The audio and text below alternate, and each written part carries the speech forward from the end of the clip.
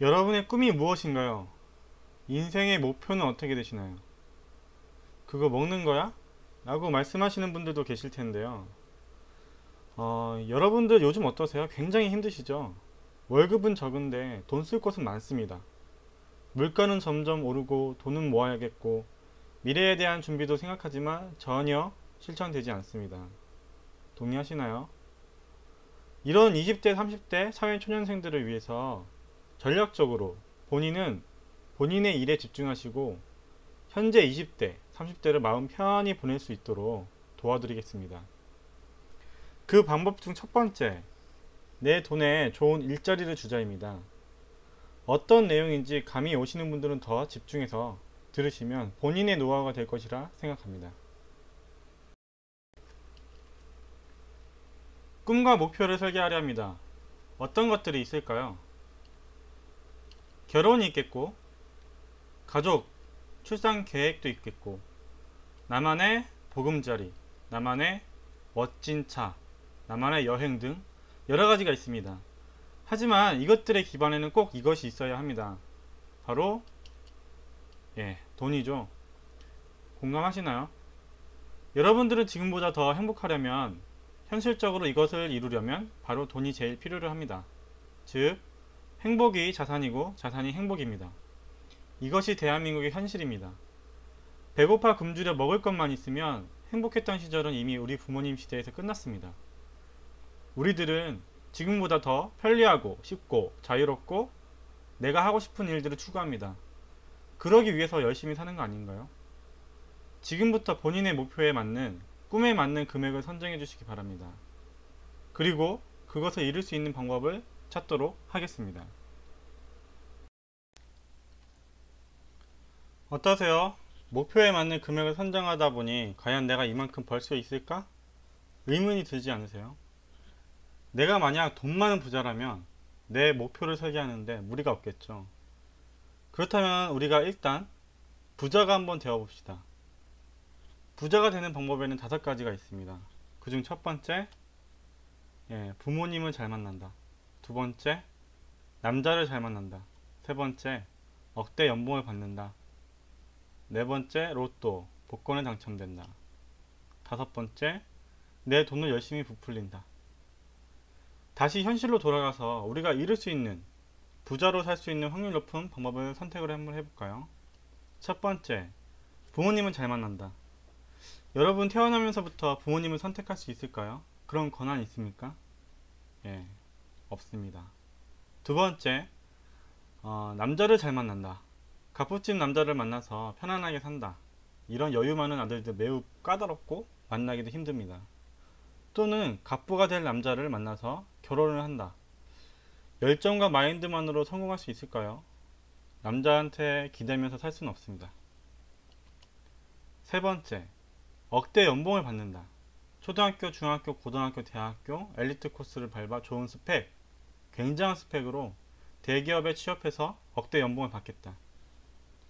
지금 현재 여러분 가능하신가요?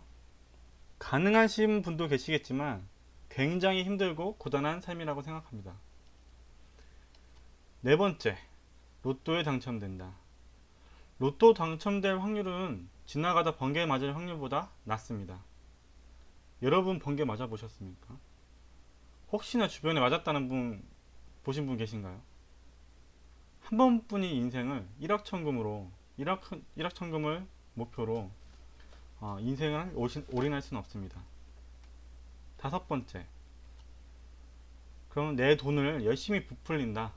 쓸 거 쓰고 남은 돈들을 차근차근 모아 여러가지 좋은 정보를 셀렉해서 돈을 모으는 구조를 많이 만든다.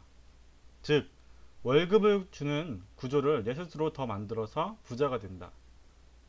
어떠세요? 이건 가능하시겠어요? 어떤 분들은 돈을 쓰는 건 누가 알려주지 않았는데도 어릴 적부터 스스로 터득했고 많이들 써왔습니다. 하지만 돈을 버는 방법과 모으는 방법에는 매우 서툴죠. 그 이유는 스스로 알려고 하지 않았으며 물어보지도 않고 옆에서 가르쳐주는 사람도 없었기 때문입니다.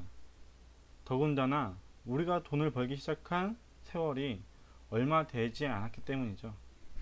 동의하시나요? 그렇다면 돈에 대해서 잘 아셔야 됩니다. 돈의 현실, 돈에 대한 현실적인 글들을 몇 자 적어 봤는데요. 생각해 보시고 동의하시면 동의한다 말씀해 주시면 되겠습니다. 읽어볼까요? 돈으로 사랑을 살 수는 있지만 사랑으로 돈을 살 수는 없다. 여자들은 이 사실을 잘 알고 있다. 잘 알고 계시죠? 돈으로 시간을 늘릴 수는 있지만 사람이 시간을 늘릴 수는 없다. 자기 본인의 돈으로 수명을 늘릴 수는 없습니다. 부자의 망나니 아들은 정신만 차리면 되지만 빈자의 현명한 아들은 죽기 살기로 일하고 허리띠 졸라가며 저축해야 한다. 슬픈 현실이죠. 이달에 쓸 돈에 대해서는 늘 생각하고 있지만 지난달 사용한 돈의 내역은 기억하지 못한다. 모두들 공감할 거라고 생각합니다. 세상에는 수많은 건물을 소유한 소유주와 그 안에 새들어 사는 사람으로 두 종류이다. 어떤 종류에 속하시나요? 지금 현재 돈 빌려달라는 사람은 많아도 돈에 대해 알려달라는 사람은 드물다. 이건 제가 항상 느끼는 것들입니다. 예. 수학 방정식을 어떻게 하면 잘 풀 수 있을까 고민을 했다면 돈에 대해서 어떻게 하면 잘 풀어나갈 수 있을까 고민할 때입니다.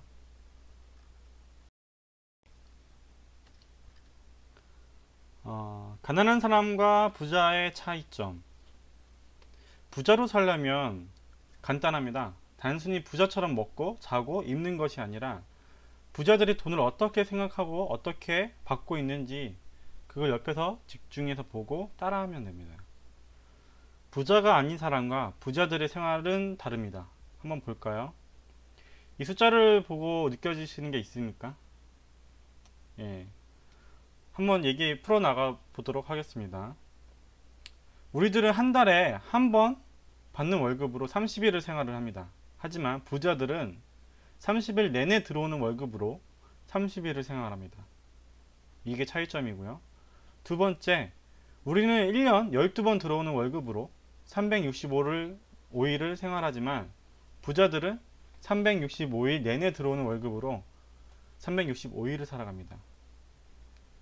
세 번째, 우리들은 40년 동안 열심히 벌어서 90년을 살아가지만 부자들은 130으로 시작해서 90년을 살아갑니다. 왜 130으로 시작할까요? 네, 아시는 분들은 아실 겁니다. 부자들은 미리 부모님이 아이에게 90년 정도는 먹고 살 수 있는 자산을 물려주고 가시기 때문에 부잣집 아이들은 130으로 출발합니다. 출발 시점이 틀리죠, 저희랑. 이해하셨나요? 여러분들은 파란색 인생을 뛰시겠습니까? 아니면 빨간색 인생으로 뛰시겠습니까? 당연히 빨간색 인생으로 선택해서 뛰셔야 되지 않겠습니까? 돈에 싸가지가 있다는 말 들어보셨습니까? 돈에 네 가지죠. 돈에는요, 버는 돈, 쓰는 돈, 모으는 돈, 그 다음에 돕는 돈이라는 게 있습니다. 다 공감하시나요? 돈을 또 다른 말로 비유를 한다면 어떤 것이 있을까요? 시간이라고도 말합니다. 돈이 많으면 그만큼 시간이 넉넉하고 여유를 즐길 수 있습니다. 반대로 부족하다면 그만큼 시간이 없다고 말을 하죠. 여러분들은 시간이 여유롭습니까? 아니면 부족하나요? 하루는 24시간입니다. 여러분들 일하는 시간은 하루 평균 몇 시간을 일을 할까요? 대부분 7시 출근하시고 7시에 퇴근하신다면 12시간은 일을 하시겠죠? 그쵸? 그러면 일하는 시간 12시간, 즉 버는 시간입니다. 내가 돈을 버는 시간.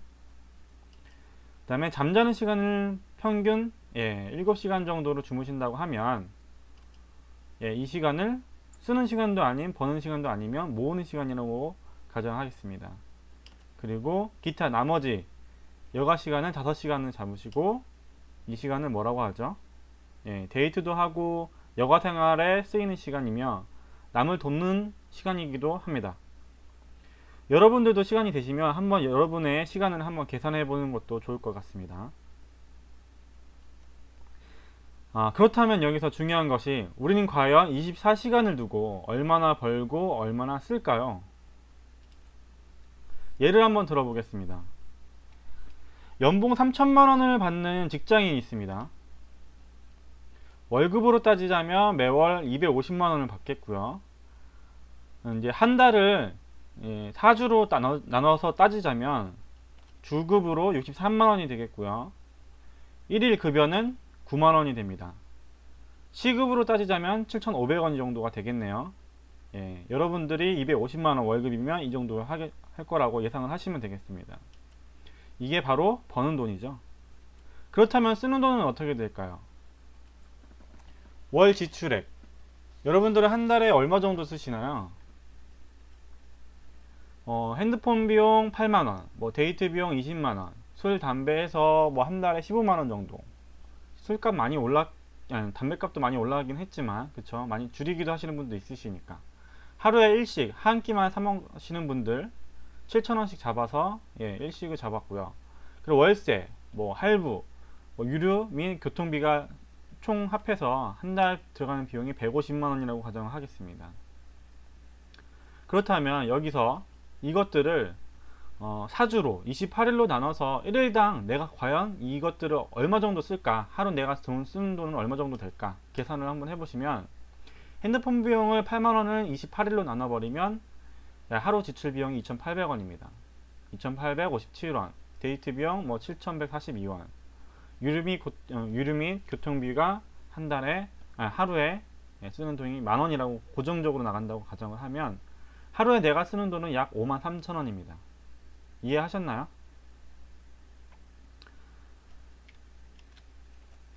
이것이 쓰는 돈이라고 이야기합니다.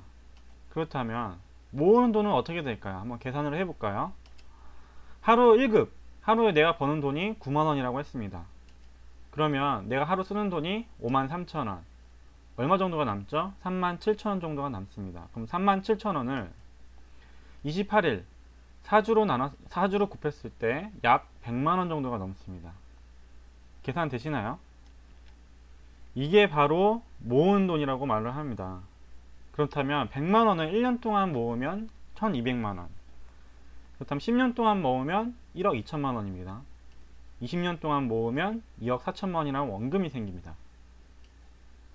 그렇다면 우리가 이렇게 돈을 모아서 모든 것들을 이룰 수 있을까요? 우리의 인생에 있어서 5대 목적 자금이라고 얘기를 합니다. 어떤 것들이 있을까요? 첫째, 결혼 자금이 있을 거고요. 내 집 마련, 생활 자금, 그 다음에 자녀 교육 자금, 노후 자금, 이 크게 5가지가 있습니다. 최저로 잡았을 때, 최저로 결혼 자금 2천만원, 내 집 마련 8천만원, 전세로 잡았을 때, 생활 자금 150만원씩 쓰니까 30년 동안 쓸 비용이 5억 4천만원입니다.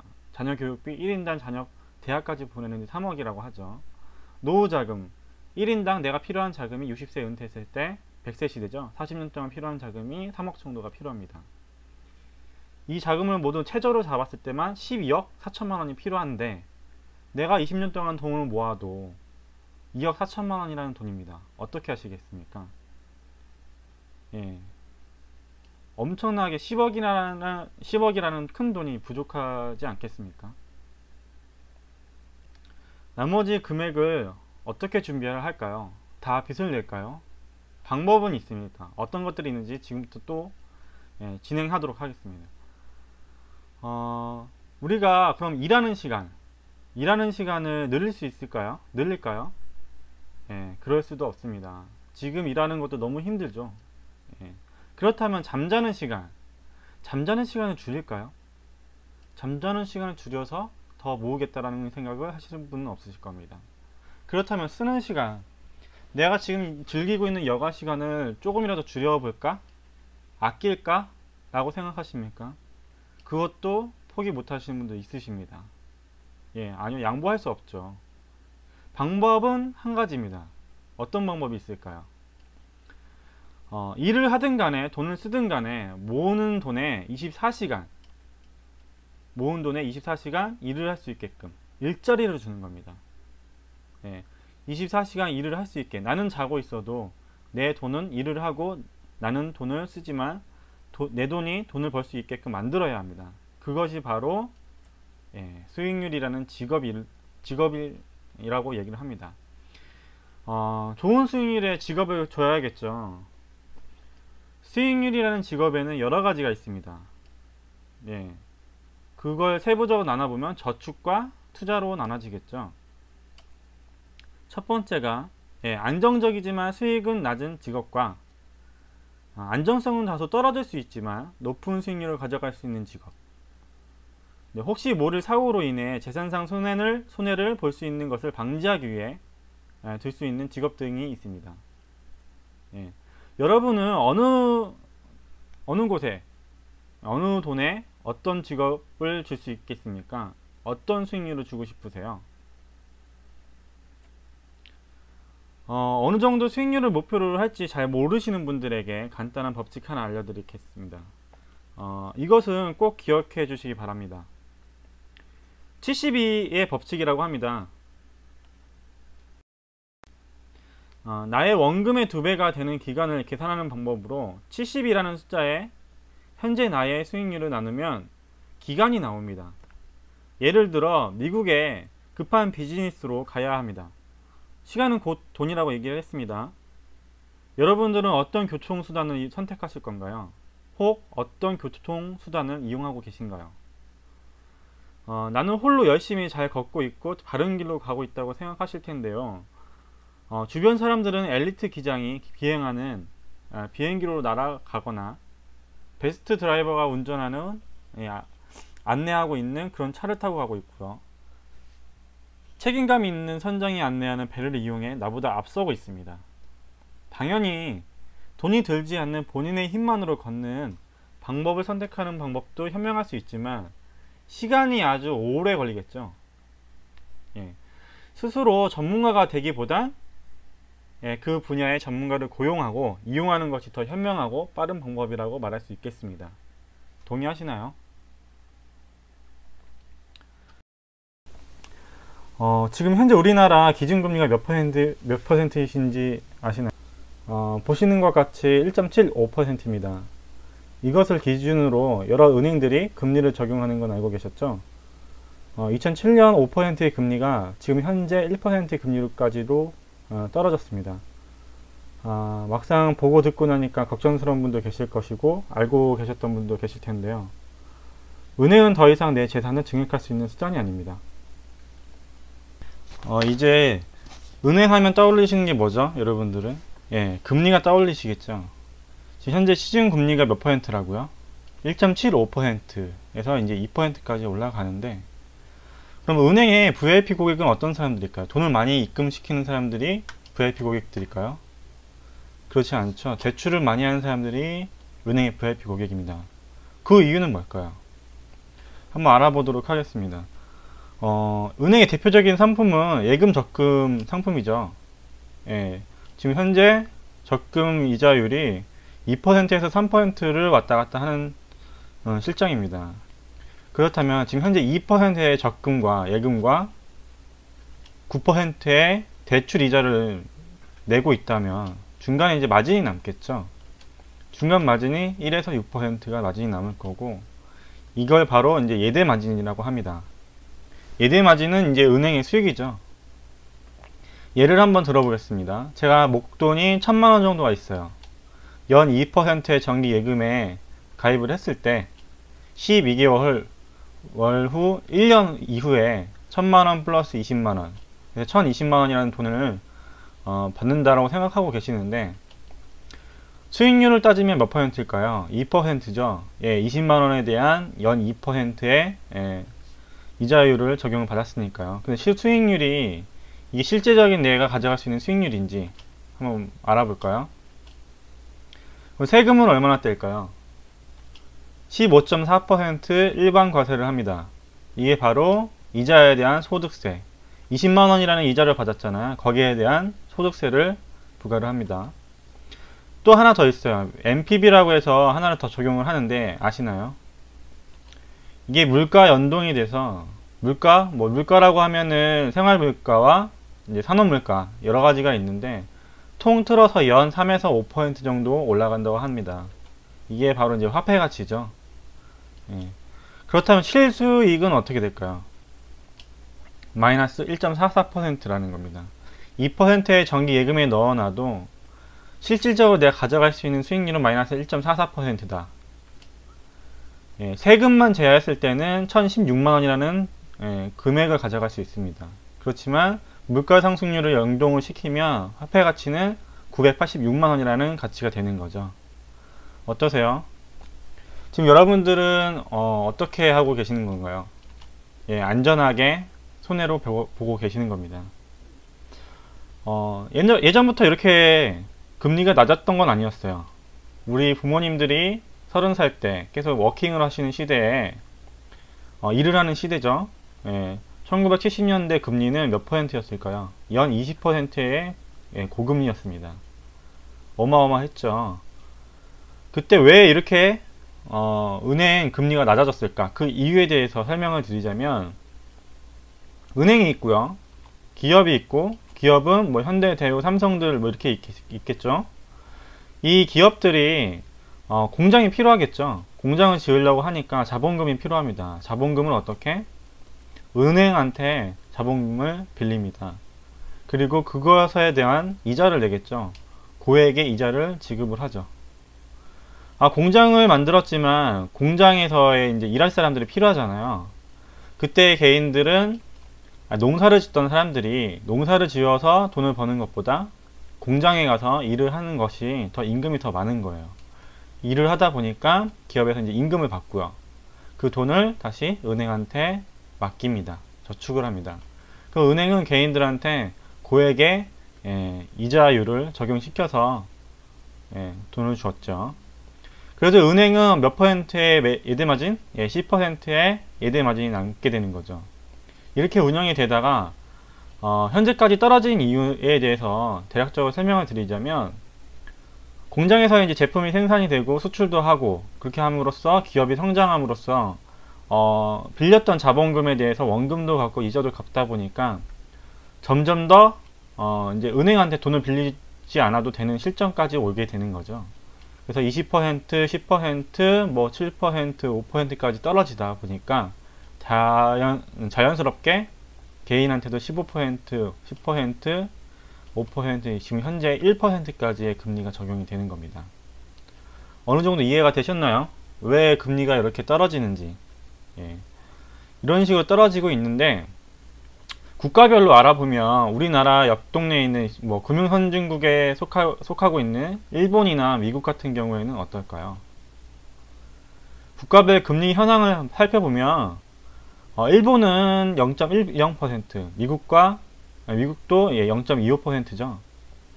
우리나라만 그래도 2%에 가까운 금리에 적용을 하고 있습니다. 우리나라는 이런 미국과 일본과 같은 금융선진국이 아니죠. 후진국입니다.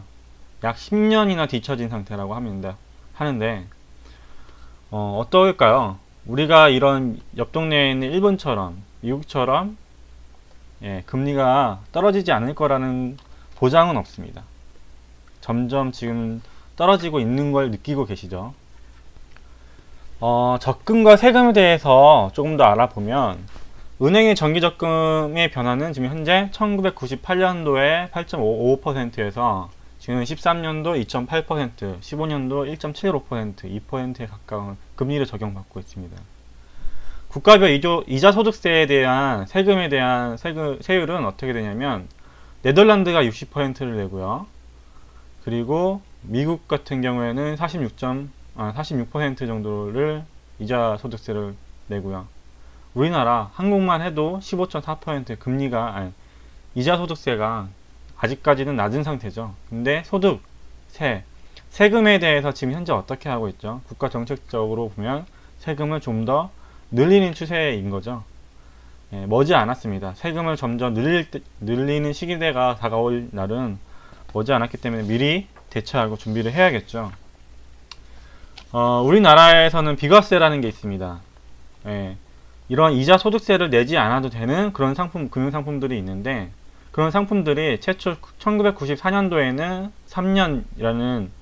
3년만 그 저축을 해도 비과세를 적용했었고요.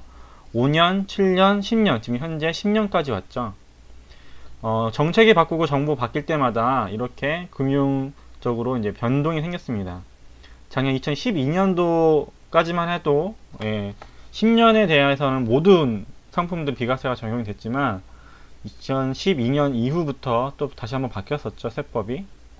그러면서 뭐 2억 원 이상의 이자 차익에 대해서는 세금을 어느 정도 과세하는 걸로 변경이 되었는데요.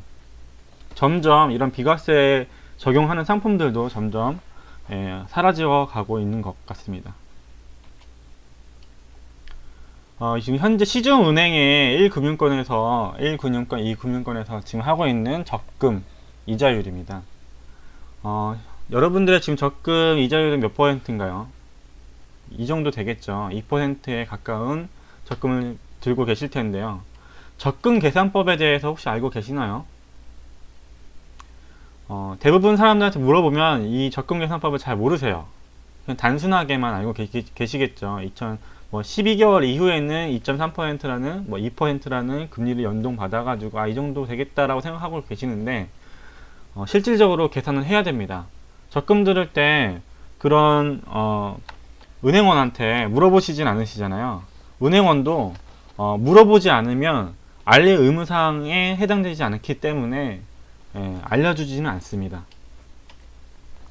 적금은요 불입하죠. 그렇죠? 한 번에 목돈을 넣는 게 아니라 매달 기간에 적용받아서 나눠서 불입을 하게 됩니다.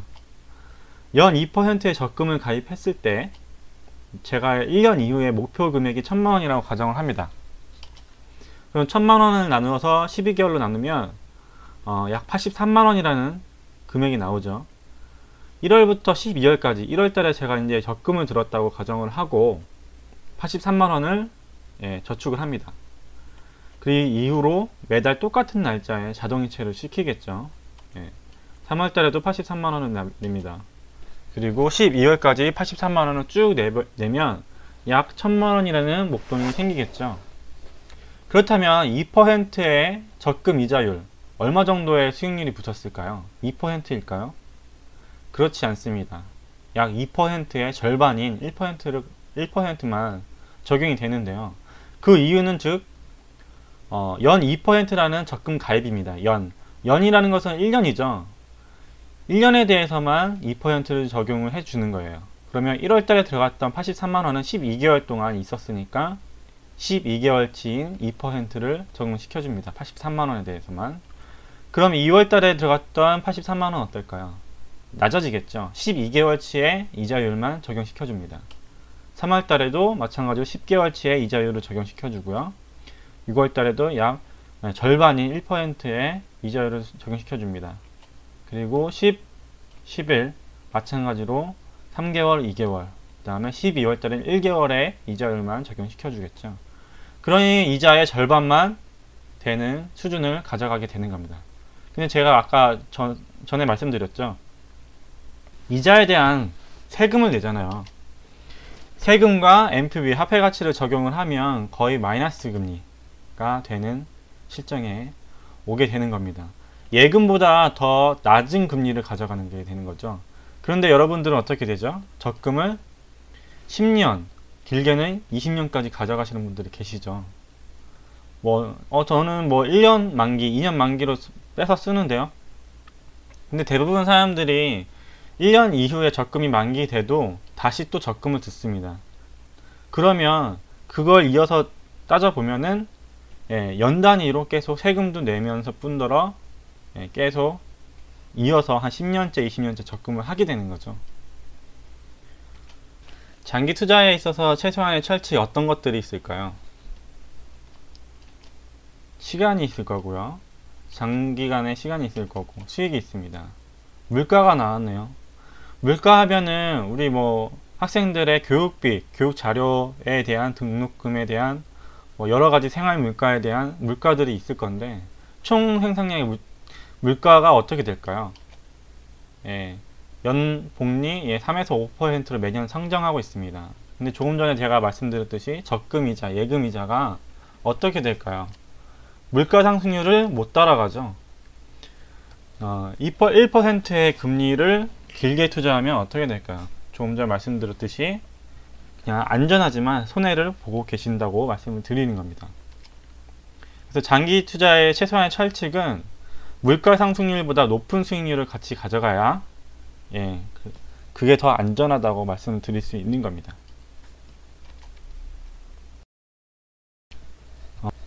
그렇다면 장기 투자의 수단은 어떻게 될까요? 물가 상승률을 최소 따라잡을 수 있으면서도 안정성도, 여러분들은 안정성도 뒷받침되는 그런 투자 수단을 원하시잖아요. 그쵸? 그럼 은행의 상품도 괜찮을까요? 은행의 상품 조금 전에 말씀드렸듯이 힘들죠? 그럼 부동산은 어떨까요? 부동산은 좀 고액의 자산이 투자가 될 뿐더러 지금 현재 투자할 수 있는 수단은 그렇게 많지 않죠. 그리고 투자할 수 있는 정보가 있다고 하더라도 우리까지 온 정보라면 그렇게 좋은 케이스는 아닐 거라고 생각이 됩니다. 부동산에 대해서는 다음 과제에서 설명을 드릴 거고요. 그럼 주식에 대해서는 어떻게 생각하시나요? 주식은 위험하다고 생각하시는 분 대부분이실 거고요. 그 이유는 모르시기 때문에. 주식에 대해서 알게 되면 이렇구나, 이래서 하는 사람들은 하는구나 라는 것을 알게 되실 겁니다. 그거에 대해서 이제 설명을 드릴 건데요. 주식에 포함되어 있는 것도 펀드들도 있겠죠. 거치식과 적립식이라는 방법들이 있습니다. 일단 첫 번째로 거치식에 대해서 설명을 드리자면 주식 동향 흐름이 어떻게 될까요? 상승 곡선과 하락 곡선이 반복이 됩니다.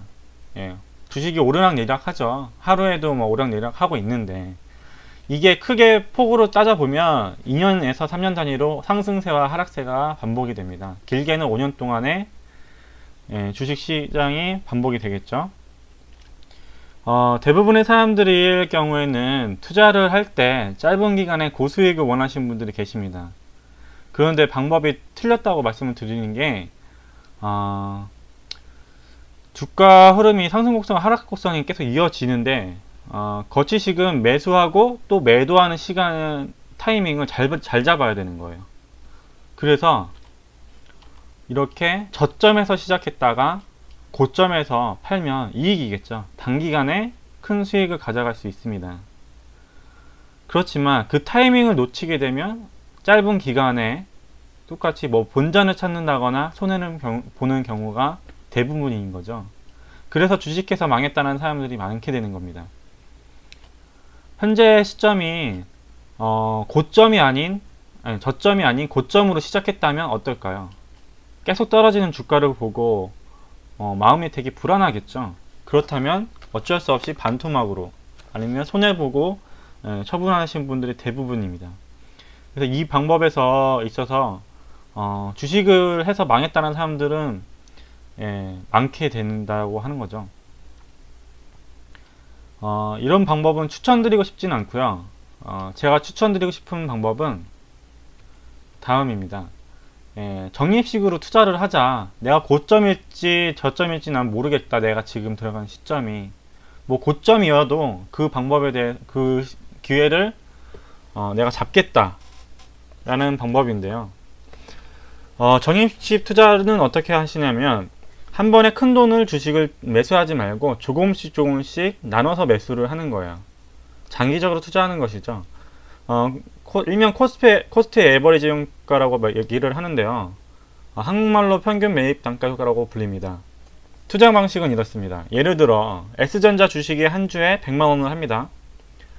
각 주식 가치가 25, 50, 100만원이라고 할 때 저는 100만원이라는 할 때 고점에서 100만원을 주고 한 주를 사게 됩니다. 한 주를 사죠. 그리고 시간이 지남에 따라 주식이 50% 떨어졌어요. 저는 흔들리지 않고 그대로 100만원을 적립을 합니다. 그리고 두 개의 주식을 사죠. 또 시간이 지나고 나서 50% 떨어진 주식에 100만원을 또 적립을 합니다. 이때는 몇 개의 주식을 적립을 할까요? 4개의 주식을 삽니다. 여러분들은 이렇게까지 떨어지면 어떻게 하실 거예요? 다시 나가시겠죠. 처분을 하고 나가실 텐데 저는 그렇지 않고 그대로 그냥 똑같이 100만원은 적립을 똑같이 합니다. 근데 100만원을 했던 주식이 지금 현재 주당 가치가 어떻게 하죠? S전자 주식이 100만원이었던 게 25만원까지 떨어졌어요. 한 주에. 저는 안 사더라도, 여러분들은 안 사더라도 다른 분들은 삽니다. 왜? 좋았던 주식이 싸졌으니까. 그리고 S전자에 새 제품이 나왔어요. 여러 사람들이 사고 팔고 이렇게 하고 있습니다. 그럼 너도 나도 사겠죠. 그래서 이제 저는 똑같이 100만원을 적립을 하고 두 개의 주식을 삽니다. 그리고 또 올라갈 때쯤이면 똑같이 100만원을 똑같이 적립을 하고 한 개의 주식을 사죠. 지금 마지막에 주식을 샀던 그 시점을 바라보면 한 개의 주식당 얼마였죠? 100만원이죠. 저는 이게 똑같은 시점이 왔기 때문에 저는 환매를 하려고 합니다. 지금까지 제가 적립했던 좌수가 몇 개 주죠? 예, 한 개 주일까요? 그렇지 않죠. 적립을 했다고 말씀드렸듯이 10개의 적립 좌수는 10개의 적립 좌수가 됩니다. 돈으로 환산하면 한 개 주당 100만원이니까 환산하면 1000만원이 되겠죠. 투자 금액은 총 5번을 나눠서 투자를 했기 때문에 500만원이라는 투자 금액이 될 거고, 수익금은 절반인 500만원을 수익금으로 가져갑니다. 간단하죠? 이해하셨나요? 그런데 한 번 더 투자 수익을 낼 수 있는 방법이 있었습니다. 그게 바로 이제 추가 납입인데요. 최고 저점일 때 저는 어떻게 했냐면 100만원을 더 추가 납입을 하는 거예요. 그러면 100만원을 줬으면 그때 주식 수는 8개의 주가 되겠죠. 총 자수를 따져보면 14개의 주식을 확보하게 되는 겁니다. 추가적인 수익이 400만원 더 추가적인 수익으로 총 900만원이라는 이익을 가져갈 수 있겠죠. 이게 바로 이제 코스트 에버리지 효과입니다. 제가 지금 현재 수익을 본 구간은 어떻게 되냐면 이렇게 됩니다. 떨어진 구간에 평균적으로 매입을 해서 매입 단가가 높아졌을 때 그때 다시 개수에 대해서 단가로 팔게 되는 거죠. 높은 단가로. 이런 투자 방식으로 투자하게 된다면 승리하지 않겠습니까? 주당 가치가 하락할 때가 기회입니다. 떨어질 때 떨어질수록 더 투자를 해야겠죠. 추가 납입을 더 해야 되겠습니다. 주식에는 만기가 있을까요? 주식에는 적금처럼 만기가 정해져 있지 않습니다. 만기라 하면은 내가 매도하는 시점이 만기가 되는 것인데요. 이 사람은 이 점에서 매수를 하고요. 이 시점에 매도를 하게 되는 겁니다. 조금 전 설명했듯이 적립식 투자 방법으로 투자를 했을 때 투자 기간은 약 1년 6개월이고요. 어느 정도 수익을 보았을까요? 이 사람은 약 16.5%는 수익을 받습니다. 다시 이 사람은 어땠을까요? 이 사람은 이 시점에 매수를 하고 이 시점에 매도를 하였습니다. 투자 기간은 약 2년 5개월이고요. 이 사람은 손해를 보았을까요? 아니면 어느 정도 수익을 얻었을까요? 제가 조금 전에 설명해 드렸던 코스트 에버리지 효과와 적립식 투자를 적립을 했다면 이해를 하셨습니다. 이 사람은 93.4%라는 고수익을 얻어갔죠. 조금 전에 말씀드렸듯이 이런 빨간 부분에 있어서 평균적인 매입 단가가 낮아졌을 때 주식 확보를 많이 했겠죠. 그래서 이 고수익을 냈던 겁니다. 매수하고 매도하는 시점, 그 중간에 주가가 하락했던 그런 기회들을 계속 똑같이 적립식 투자 방법으로 좌수를 많이 적립을 했겠죠. 리서치입니다. 투신사라고 하면은 이런 전문적인 투자 실험을 하는 회사이고요. 우리나라 종합주가 지수라고 하죠. 코스피라고 하는데 이 코스피가 1980년도에 100으로 시작했습니다. 지금 현재는 2100선까지 올랐죠. 2002년도까지 주가 동향은 적립식 투자 방식으로 시뮬레이션을 돌려봤습니다. 그랬더니 투자 결과가 어떻게 나왔을까요? 투자 결과는 이랬습니다.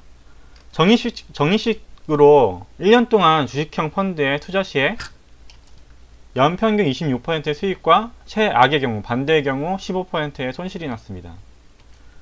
3년 동안 주식형 펀드에 투자했을 때는 21.6%, 최악의 경우에는 6.3%의 손실이 조금 더 줄었죠.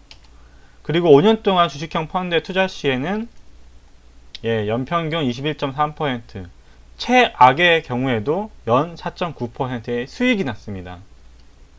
여기서 말씀드리는 게 뭐냐면 적립식으로 3년 동안 주식형 펀드에 투자 시, 그러니까 3년 이상의 주식형 펀드에 투자했을 때는 손실보다는 수익을 더 가져갈 수 있다, 안정적으로 가져간다 라고 말씀을 드리는 겁니다. 그래서 5년 이상으로 투자 시에는 안정권에 들어간다.